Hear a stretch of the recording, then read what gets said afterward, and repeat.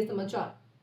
आज हम बात करेंगे एक ऐसे खबर की जो सिर्फ एक राज्य तक सीमित नहीं है, बल्कि उसका सीधा असर झारखंड से लेकर असम और देश की राजनीति तक देखने को मिल सकता है। आपको बता दें कि आज का सवाल यह है कि क्या झारखंड मुक्ति मोर्चा अब क्षेत्रीय पार्टी से राष्ट्रीय राजनीति की तरफ कदम बढ़ा रही है।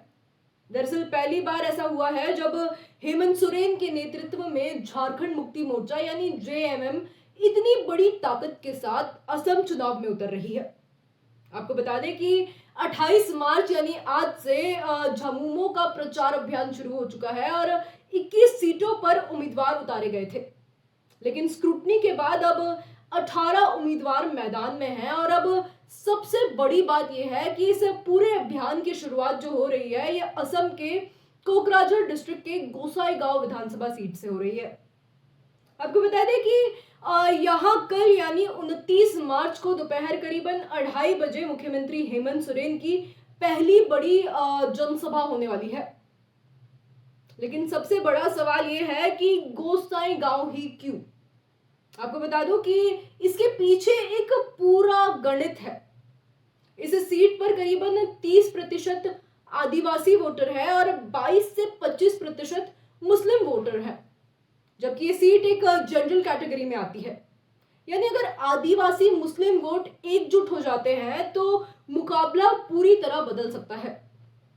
अब अगर बात करें उम्मीदवारों की तो जेएमएम ने यहां उतारा है फ्रेडी किशन हंसदा को और कांग्रेस की तरफ से जो उतरे हैं मैदान पर वो है जोसेफ हंसदा।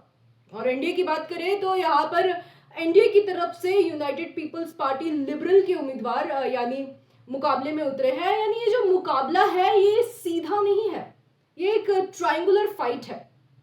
अब समझिए असली खेल। अब तक इस सीट पर लड़ाई सिर्फ कांग्रेस और क्षेत्रीय दलों के बीच होती थी, लेकिन जेएमएम की जो एंट्री है इस एंट्री ने पूरा समीकरण बदल दिया है। अगर टी ट्राइब वोट बढ़ता है तो नुकसान एनडीए को, और अगर मुस्लिम वोट कांग्रेस से खिसकता है तो फायदा जेएमएम को। और अगर दोनों का ध्रुवीकरण हुआ तो जो परिणाम है ये चौंकाने वाला हो सकता है। और यही वजह है कि जेएमएम ने सिर्फ चुनाव नहीं बल्कि एक पूरी रणनीति के साथ एंट्री ली है।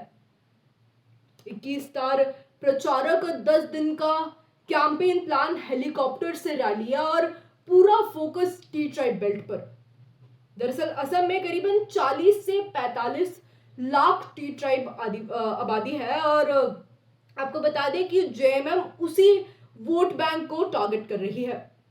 अब इस चुनाव को सिर्फ चुनाव मत समझिए, एक तरह से लिटमस टेस्ट है। अगर जेएमएम को यहाँ सफलता मिलती है तो अगला कदम हो सकता है उड़ीसा, छत्तीसगढ़, बिहार, यहाँ तक कि महाराष्ट्र, मध्य प्रदेश।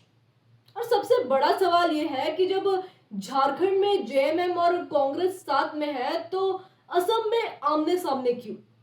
क्या इससे इंडिया गठबंधन पर असर पड़ेगा? क्या ये क्षेत्रीय महत्वाकांक्षा है या फिर कोई राष्ट्रीय रणनीति? फिलहाल नजर टिकी है गोसाईगांव के उस रैली पर जहां से हेमंत सोरेन चुनावी बिगुल फूकेंगे, क्योंकि कभी कभी एक रैली सिर्फ एक भाषण नहीं होती, ये भविष्य की राजनीति की दिशा तय करती है।